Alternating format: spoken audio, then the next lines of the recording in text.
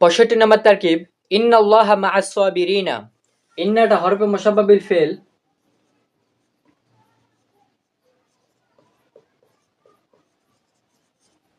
আল্লাহ ইসমে ইন্না, কাইনুনটা এটা একটা মাহজুফ আছে, এখানে মানতে হবে এটা শিবে ফিল। তার মধ্যে থাকা জমিরটা ফাইল, মা মুজাফ as-সাবিরিনা মুজাফ ইলাইহি, মুজাফ মুজাফ ইলাইহি মিলে কাইনুন শিবে ফিলের সাথে যোগ হয়ে এটা হবে জরফে মুতাআল্লিক।